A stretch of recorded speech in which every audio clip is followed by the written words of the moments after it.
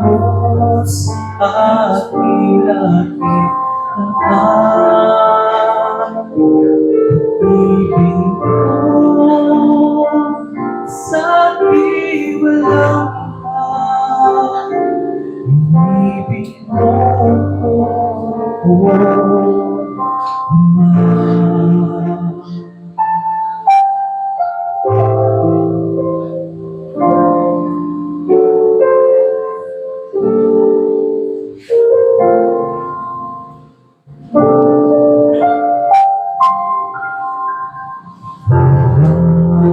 sasabihin, maaaring magpilit kahit may sumiran man, lagi kong napaglihan ang laman.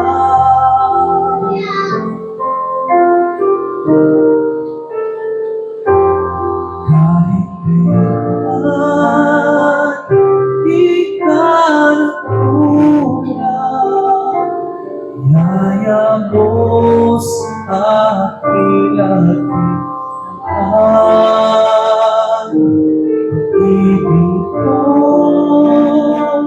sa aking walang hanggan. Ibig mo Panginoon,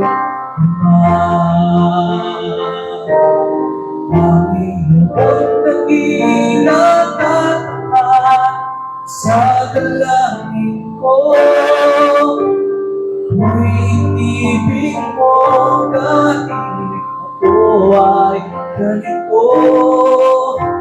Walang katapusan pang mamahal mo, walang pinipili ang puso mo. Panginoon, nagilang at sa dalangin ko, tuwing ibig mo kahit ako ay ganito. Walang katapusan pang mamahal mo, ang pinipili ang puso mo. Kahit kailan di ka nagkulang, biyaya mo sa aking langit ibig mo sa aking walang hanggan. Ibig mo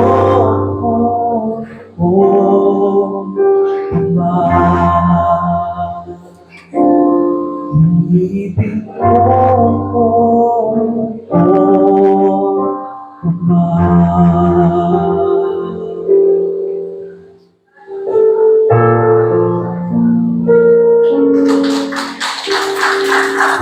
Amen. Tayo natin tumayo.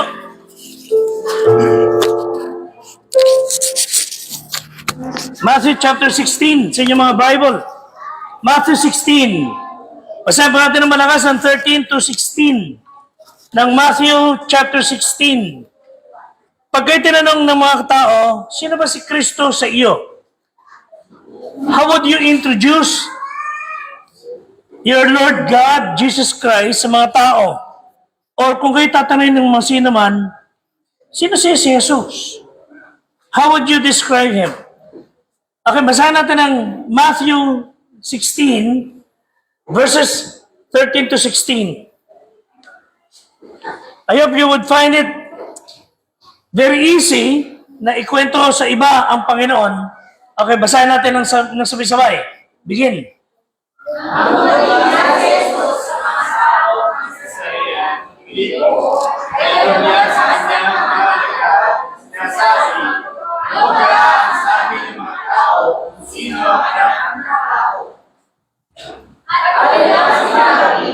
Anong ilan? Si Juan Bautista. Ang ilan si Elias. Ang iba si Jeremias. o isa sa mga propeta. Kanyang sinabi sa kanila, "Dapat ano ang sabi ninyo kung sino ako?"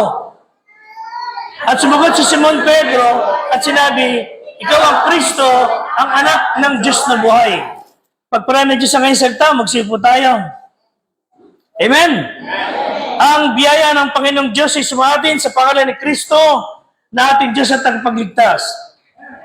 Kaya lang nila, si iba, sino ang magsasabi sa inyo, sino ba si Kristo? And some others would say things kung sino-sino, pero kayo, sino si Kristo sa inyo? Si Jesus. Ano mo siya? Tandaan niyo mga kapatid, ang Diyos po ay walang apo. Walang apo ang Diyos, kundi puro anak lang. Hindi pwedeng tayo, pastor, Kristiyano, kayo, Kristiyano, tapos yung mga apo nyo magiging Kristiyano na rin. Wala akong ganon. Walang spiritual genes na pwedeng manahin ang ating mga anak na como pastor, Kristiyano, magulang, kapatid, nanay, tatay, and then automatic Kristiyano na rin sila. Wala akong ganon. Sa reliyon siguro, magiging para-paras ng inaaniban, pero ang pagiging Kristiyano hindi po namamana. Amen? Ang pagiging Kristiyano ay sa pagiging pagsampalataya, sa pagsampalataya kay Kristo ng bawat isa, ng bawat isang kakausapin natin. Mahal mo sa buhay, kasama mo kumakain, sa tulugan, lahat ng bagay. Pag namatay, minsan napunta sa impyerno, baka sa impyerno, ikaw sa langit. So hindi ko mo ikaw ay nasa isang bahay. Hindi ko mo isang inyong relihiyon. Hindi ko mo isa inyong panampalataya. Kahit kay Baptist pa. Hindi maaakay ang ating mahal sa buhay kung hindi nyo ikukwento sa kanila ang tungkol kay Kristo na ating Panginoon. Amen? Kami sinisilip siya. Tingnan niya kung paano ang mangyayaring siya ay, pakitingnan niyo ako ano sinisilip ng bata. Yan. Okay, paupuin niyo muna siya. Paupuin yung batang gano'n. Okay. So, ang sinasabi natin mga kapatid,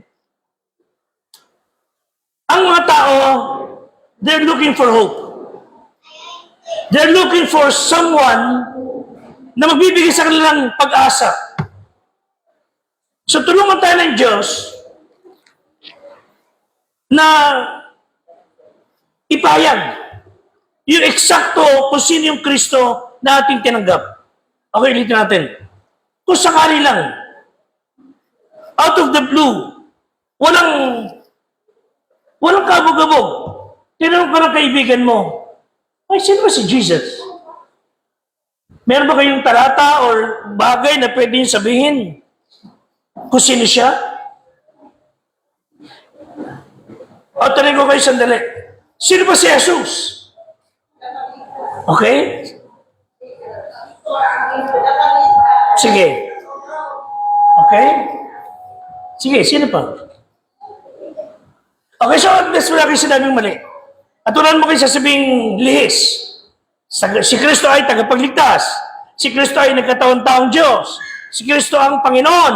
Si Kristo ang muling magbabalik. So tama lahat ng yan. Okay, na pag-usapan natin yung mga binagit nila anong oras na yan. And by the way, etong mga kinausap ni Kristo ito na mga tao, unbeliever karamihan sa kanila, pero tinutok ni Kristo kay paningin doon sa mga alagad mismo. At ngayon, tanong ko po kayo po ba ay may katiyakan na kung kayo mamatay, pupunta kayo sa langit? Okay, parang ilan lang nakarinig, gano'n. Pero ito, okay, mag-alala. Kung tunay kayo na nagsisi ng kasalanan sa inyong puso, totoo na kayo himingi ng tawad sa Diyos, at tinanggap niyo si Kristo bilang tagapagligtas, okay, totoo yun pagkatas ng kamay. Yan ko lang. Yung sigurado niyo. Okay, one time ginawa ninyo, okay, good. Okay, pakababa na. Ito patunay. 1 John 5:13. And I say congratulations dahil you are sure of going to heaven. Basa.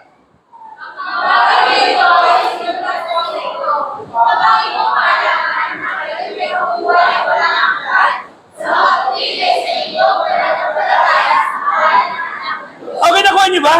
Nakuha niyo? Ang mga bagay na ito ay sinunod ko sa inyo, ito, upang malaman niyo na kayo ay baka sakaling may buhay na walang hanggan, o sana may buhay na walang hanggan kayo. Ang nakalagay upang niyo malaman na kayo ay mayroong buhay na walang hanggan. Amen? Ang bagay na ito, ang Biblia, ay isinulat upang malaman nyo na ating lahat na Kristiyano sumampalataya na naging Kristiyano, upang malaman nyo na kayo ay may buhay na walang hanggan. So ngayon pa lang mga kapatid, meron na kayong taglay na buhay na walang hanggan. Dumating na ba na maliwanag sa inyo yun? Church, maliwanag na ba na nawanan nyo na kayong sumampalataya sa Kanya ay may buhay na walang hanggan? Tignan sa mga tweets ay sa inyong nanampalataya. So, pastor, ibig sabihin ko, ako yung nanampalataya kay Kristo bilang aking tagapagligtas. Meron akong buhay na walang hanggan? Yes! Amen? So, ligtas ka na ba? Yes! Amen! Nagyayabang ba kayo? Hindi ho. Sinabi po ng Biblia. Kaya, whether you are wandering around, whether you are in doubt, whether you are hopeless, kung tunay kang Kristiyano, garantisado, meron kang buhay na walang hanggan, you are on your way to heaven. Biro ko na nga lang ho Sige nga, Pedro, subukan mong mamatay. Pag ikaw ay Kristiyano ngayon, subukan niyo mamatay, mga kapatid. Bago pa dumating si Candido, si St. Peter, sino man yun, papunta na kayo sa langit. Bakit ito sinasabi? Then, if you are confident na kayo ay may buhay na walang hanggan, mga kapatid, hindi ba kayo matutuwa na may mga tao sa tabi ninyo, sa paligid ninyo, o sa bahay ninyo, o in your workplaces, or in school, na hindi pumunta sa langit? Di ba mas magandang kayo mismo magtawid sa Kanya, sa langit na bayan? Tulungan tayo ng Diyos. Again, hinahamon tayo ng Panginoon. 2 Corinthians 13:5. Yan po sabi ng Bible. Ngayon, ako'y anak ng Diyos. Okay? Amen? Kayo anak ng Diyos. Kayo ngayon ay may meron kayong buhay na walang hanggan. Ano basa dito? 13:5. Pakibasa. Begin.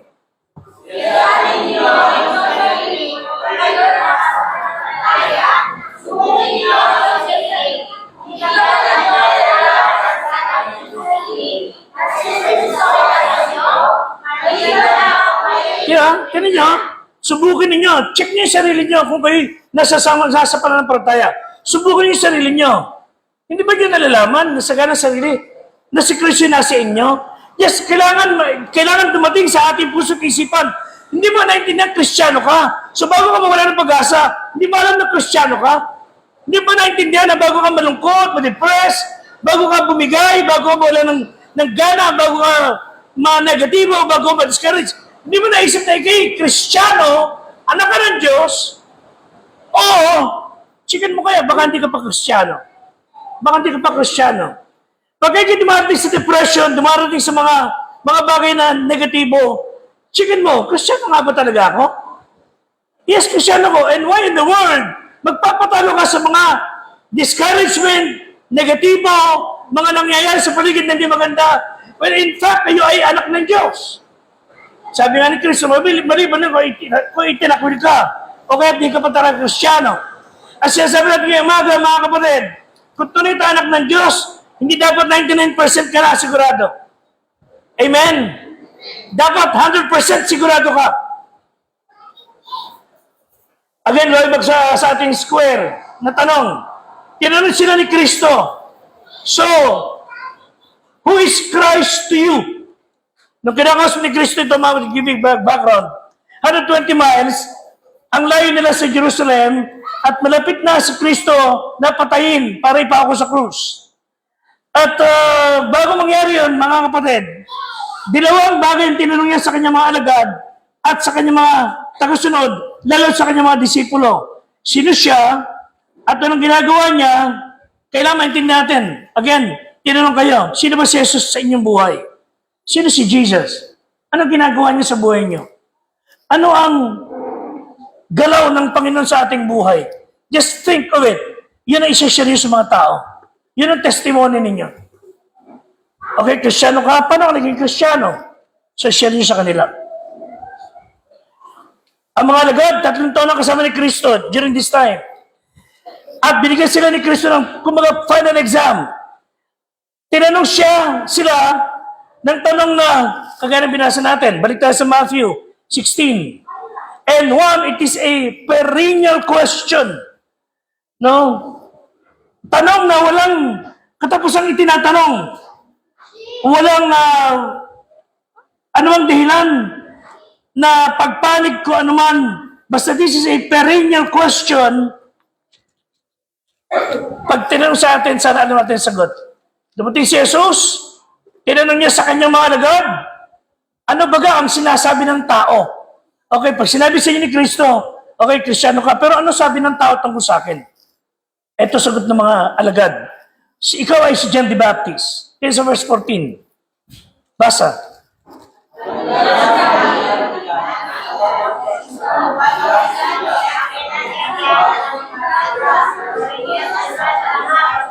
Okay, tinan niyo ha. Tinan niyo. Tinanong ka, Kuya Ray, or si Ron, or si Pedro, sino si Jesus? Sino sabihin niyo, ikaw si John the Baptist, di ba? Di ba parang hindi tama? Pag tinanong ko, sino ba si Jesus? Di ba? Alam niyo sasagot. Pero at sa mga tao na nakikinig sa kanila, sumasama, sino si Jesus? Sino ako sa kanila? O ano sabi nila tungkol sa akin? Ano yung sagot nila? Si John the Baptist siya. Si John the Baptist daw kayo. Sipin niyo, no? Sino ba si John the Baptist? Mga kapatid, iba po si John the Baptist, iba si Kristo. Magpinsang buo yan, dalawang yan, pero hindi sila iisa. Iba po si John the Baptist, pero alam niyo bakit napagkamalaan nila na si Kristo si John the Baptist? Because of his preaching. Because of his style in preaching the word. Mas nakila si Kristo, of course, sapagkat siya ang Diyos. He spoke with authority.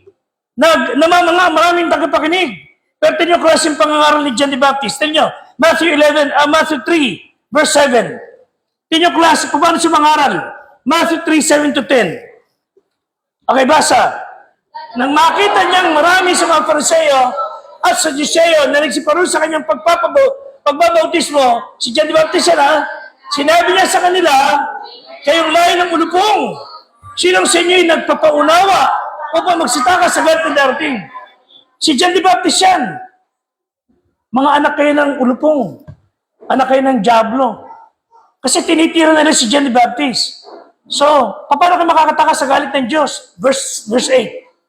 Kayo ngayon, mga bunga ng karapat-dapat sa pagsisisi. Verse 9 hanggang 10. Huwag kayong mag-isip na magsabi sa inyong sarili, si Abraham aming ama, sapagkat sinasabi ko sa inyo, mangyayaring makapagpanitaw ang Diyos ng mga anak ni Abraham sa butong ito.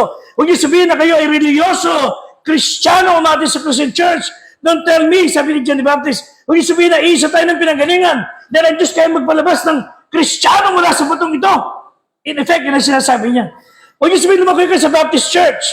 Huwag niyo sabihin lumakoy kayo sa Baptist Church or singing the choir or singing, etc. or preaching. Kahit na sabihin ko, huwag niyo sabihin ikaw nagpipreach yan. Nangulong ang Kristiyano ka na. Yun ang sinasabi niyo, di ba? Ganun sa katalas. Kailangan tunay kayong Kristiyano. Tunay kayo sa sumampalataya. Kaya sa verse 10. Basa. Ngayon po'y nakalagay na ang palaon sa ugat ng mga punong kahoy. Ang mga punong kahoy na ay hindi nagbubungang mabuti, ay pinaputo rin niya sa apoy. Mga kapatid, matalas po mag-preach si John the Baptist. Si Kristo rin medyo may katalasan mangaral sa mga reliyosong mapagpaimbabaw. Tipo sa Matthew 14, verse 4. Ito ba pangangaral John the Baptist? Mabilis lang ito. 14:4, sinabi naman sa kanya, hindi matuwid sa iyo na ariin mo siya. Kasi si Herodes, ang asawa niya ngayon, hindi niya asawa. Hipag niya, kinasama niya. Pinakailaman niya ang asawa ng iba. At sabi ni John the Baptist, mali na kunin mo ang asawa ng hindi mo, ng ibang tao. Sobrang talas, kaya pinagpugutan siya ng ulo. Isa pa, Luke 11, verse 1. Luke 11:1, tila po sabi, basa, at nangyari na siya'y nananalangin.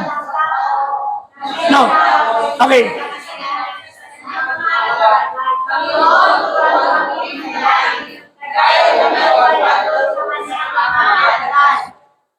Okay, ito na yung pangalawa. Okay? So again, hindi ka si John the Baptist, pero yung paniwala nila, ikaw ay nagkatawang John the Baptist. Pangalawa, ano pa sabi nila? Ikaw si Elijah. Si Elijah kasi matindi manalangin. Ito nga binasa natin kanina.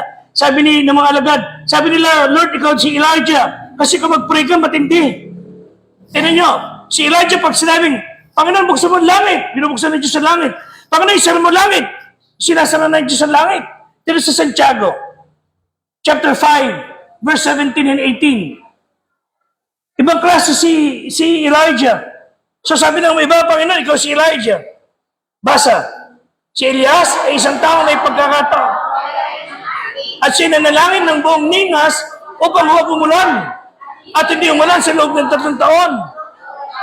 Okay, sumunod. 18. At muli siyang nanalangin. Ang langit ay nabigay ng ulan. At ang lupa ay namunga ng kanyang bunga. So, he is like Elijah. Matindi mag-pray. Kaya alam niyo, sabi ng mga alagad, Lord, hindi niya sinabi, Lord, teach us to preach. Kundi sinabi nila, sa binasa natin kanina, Luke 11.1, Luke 11.1, Lord, teach us to pray.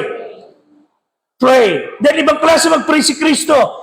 Dadadaman nila yung pag-iipag-usap niya sa Ama. Ito pa, Lord, sabi nila ikaw si Jeremiah. Dahil kung ikaw'y umiyak sa mga tao, gayon na lamang.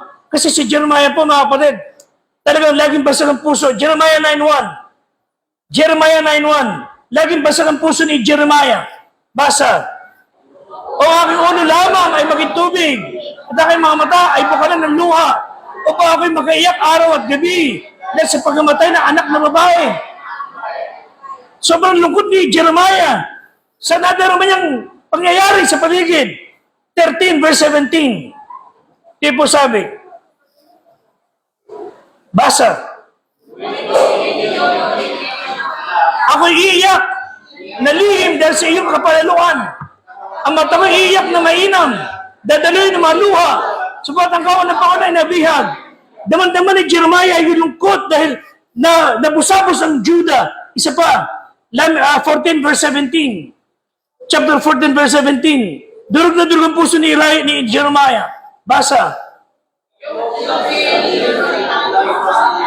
Daluyan ang aking mga mata ng mga luha, araw at gabi, huwag maglikat, sapagat ang anak na dalaga na aking bayan ay nasira.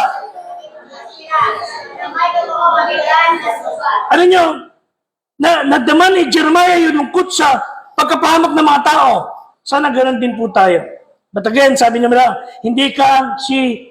ikaw raw si Jeremiah. Lahat ng mga sinabi nila yan ay puro mali. Sapagat hindi si John the Baptist, hindi si Elijah, hindi si Jeremiah, although meron silang pagkakaaling tulad. Pangalawa, anong paniwala nila?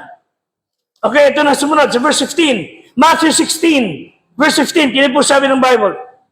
So, it has been a perennial question. Sino si Kristo para sa kanila? Sa kanila, sino ako? Again, sino si Kristo sa tingin ng tao pag kayo nakikita? Pag nakikita tayo ng tao sa paligid, kayo nakikita, ano ang description nila kay Kristo? Okay, basa. Kaya sinabi sa kanila, dapat ano ang sabi ninyo kung sino ako? Kanina sabi ni Kristo, anong sabi nila tungkol sa akin? Ngayon tinanong ni Kristo, anong sabi mo tungkol sa akin? Sino ako? It's a personal question. Mga kapatid, buksan niyo ang 1 Timothy 6:15 o 13. 1 Timothy 6:13, eto si Kristo. Basa.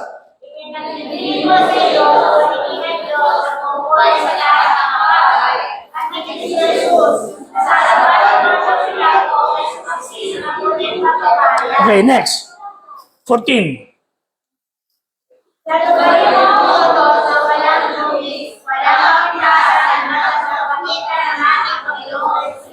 Okay, 15. Tingnan niya, church listen, tingnan niya, si Kristo ipinayag, mapalad at tanging makapangyarihan, hari ng mga hari, Panginoon ng mga Panginoon. Yan si Kristo, 16. Ito pa, ano siya? 16. Basa, na siya lamang ang walang kamatayan, na nananahan sa liwanag, na di malapitan, na di nakita ng sinumang tao o makikita man, sumakanya nawa kapurihan at pag-aari walang hanggan. Of course, makakalapit tayo, makikita natin siya, pero hindi siya kayang lapitan din naman ng lahat ng basta tao. Pero siya ay walang kamatayan. The only potentate. Pero sabi ni Kristo, kayo, sino ako sa tingin ninyo? Ano para sa iba? Si Kristo isang legend. Isa lang alamat na hindi talaga totoong nakita. Minsan ganun tayo mabuhay, na parang wala tayong Diyos, na parang si Kristo alamat lang, na parang kortal, pagka masakit na ulo, kukunin, pag wala sakit na ulo, okay lang. So how do you live your life as a believer? Sa school, sa lugar, sa paligid. Si Kristo parang alamat. Pangalawa, He is a liar. Bakit? Sinasabi ng Diablo, hindi totoo sa Satanas. Kaya tayo pag may problema, kung saan tayo nagpupunta, hindi tayo malapit sa Panginoon. Lapitan natin si Kristo. Patunayan natin kay Diablo, siya ang ating tagapagligtas. Para sa atin, the way we live, He is like a legend, He is like a liar, para sabi ng isang bata. Payabangan sila. Oh, ako nakahuli ako ng 36 na isda. Gantong kalalaki. Inayayabang niya mga klase niya. Naiirita na yung mga teacher. Sabi pa niya, nakadali ako ng mga bibi at magaling ako mga hunting, etc. etc. Sabi ng teacher, siguro bagay kausapin natin yung principal para makausap siya ng psychologist. Dinala siya ron, yung batang mayabang, at sabi ng teacher, Billy, nakakahuli ko ron malaking isda, ikaw pinakamagaling lahat. Niyayabangan may mga, pakikita ko sa iyo yung aso ko. Yung aso ko, Shih Tzu. Pakita na yung Shih Tzu aso. Namasal kami sa gubat. At habang lumalakad kami, may lumusob sa amin na bear. Ang laki! Ano ginawa ng aso ko? Kinain siya. Ha? Ang tapo naman ang aso niyo. Oh, hindi lang yun. Pangatlo na nga yun eh. Yabang na yabang yung bata sa teacher. Sabi ng teacher, ano? Ibig sabihin, yung yabang ng tao, lumalabas na parang katotohanan sa sarili niya, kasi nabubuhay siya sa make-believe. So parang tayo mga Kristiyano, how do you live your life? Is He like a legend? Si Kristo ba ay sinungaling na sinabi niya hindi tayo pababayaan and yet we live as if He left us?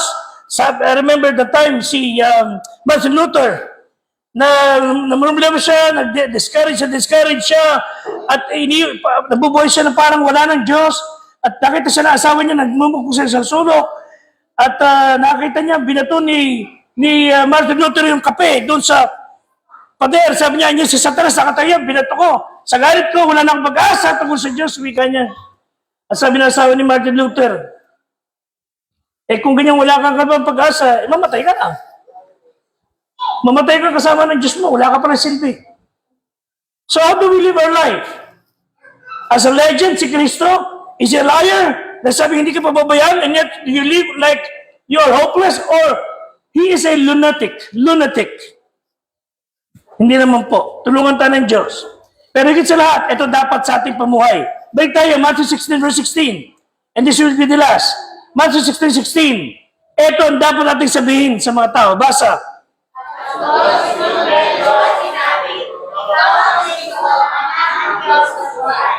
You are the Christ, the Son of the living God. Yun ang dapat natin sabihin. Sumagot si Pedro, you are the long-awaited Messiah, ang magliligtas, ang tagapagligtas. Ipahayag natin mga kapatid, Philippians 2:10-11. Si Kristo hindi lamang niya Diyos, hindi lamang niya siya tagapagligtas, siyang hari ng mga hari. Basa.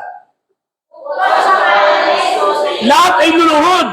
Lahat na nasa langit, nasa ibabaw ng lupa, nasa ilalim ng lupa. 11.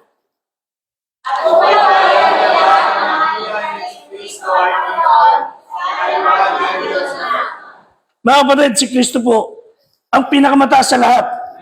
Tulungan tayo ng Diyos. So if Christ is worth anything, He's worth everything. So ano man po ang piliin ng tao na paglingkuran, yun ang Panginoon niya. Piliin niyo si Kristo. siya ating Panginoon. And finally, 16 verse 17 ng Matthew. 16-17 ng Matthew. This is a providential question. Nung sinabi ni Peter, ikaw po, you are the Christ, the Son of the living God. Ano sabi ni Kristo? Begin.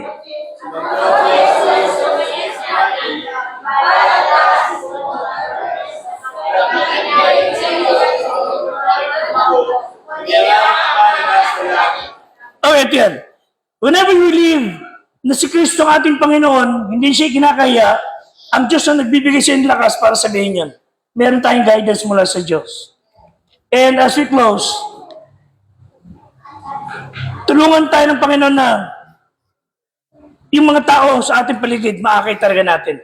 Sabi nga ng iba, ang tao na hindi Kristiyano, napunta na impyerno by 18 inches. Mula po sa puso hanggang ulo natin, 18 inches po yan. Ang tao alam ang Diyos itong sa isipan, hindi nila alam ang Diyos sa puso. So let us not allow them to lose Christ by 18 inches.